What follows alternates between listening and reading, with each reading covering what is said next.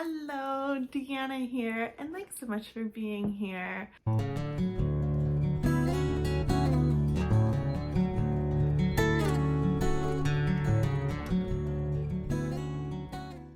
So today's video is another book review, and the book I am reviewing is City of Ember by Jeanne DuPrau, I want to say.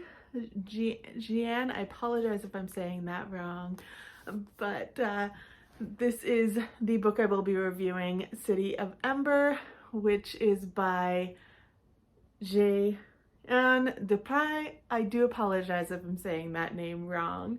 So I'm going to go ahead and give my little summary that I wrote about this book. The City of Ember was not meant to last long.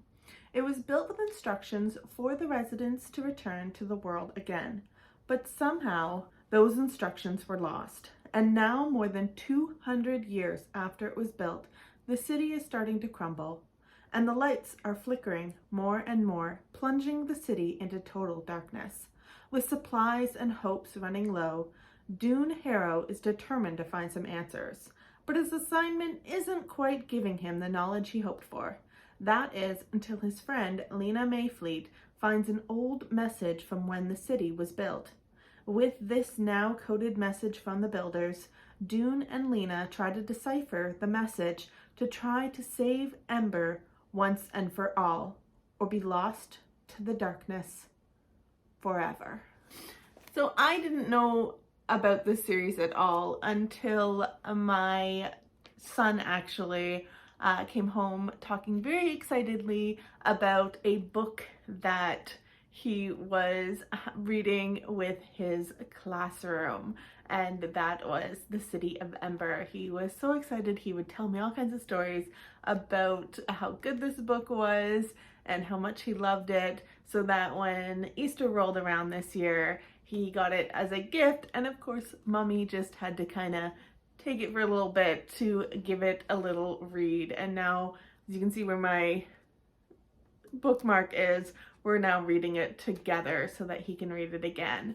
This is a middle grade book about a dystopian future where we are following with a third person narrative, Lina and Doon. And this was really interesting because it's not like we're just focusing on Lina or we're just focusing on Doon, but however we are kind of almost seeing their different points of view on what's going on in a third party narrative though. So it's not their eyes, I'm doing this or anything, it's that Lina is doing this and things like that. So that was very interesting to see that we are following both Lina and Doon. And in typical kind of young person readers, that when you usually read YA and middle grade and even some adult, a lot of times your protagonists aren't really letting other people know what's going on, and that's how they are finding a lot of their issues, is that they're trying to take it on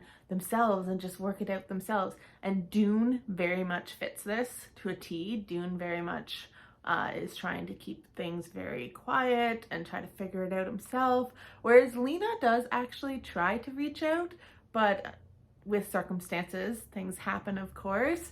But I did find that actually a nice little contrast between them both, and that he's not really willing to share as much, but she wants to get some help, and she's actually the one that reaches out and tries to get some people engaged, of course, to try to figure out how to save Ember. This book was definitely very fast-paced and interesting. I think it did a really good job at keeping me hooked and me wanting to know what was going on, a little bit of the mystery of why are they even down here, why was this place built, all of that surrounding who they are, where they come from, the lore of this city definitely kept me intrigued. And of course it was a good mix of showing versus telling. We had some little info dumps here and there, but a lot of it is a lot of showing and just taking us along for the ride for this journey. I still feel like,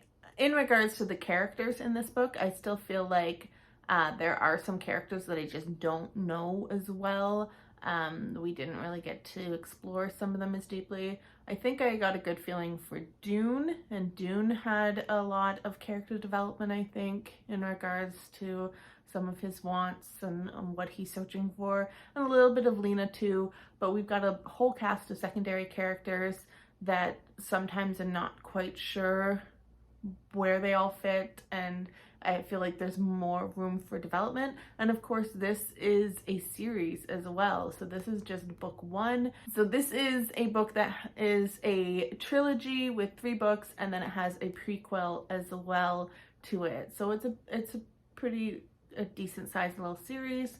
And I've only read book 1, so I still very much need to read book 2 and 3 and then read the prequel as well to kind of get a good idea of this fulsome story. So perhaps that will help to develop some of those secondary characters, especially as I got a little bit of a taste of what's to come in the little sneak peek that was at the end of this book. So I'm just really excited to get into the next book and kind of see where this series is going and what's going on with Lina, Doon, and their families and all of the residents of Ember and how they're saving everyone from Ember. I also know when I was reading this that there was a lot of people saying that they read it when they were kids and that it was one of their favorite series. So I definitely would love to know from you. Have you read The City of Ember? What did you think of it? Was it one of your favorites growing up?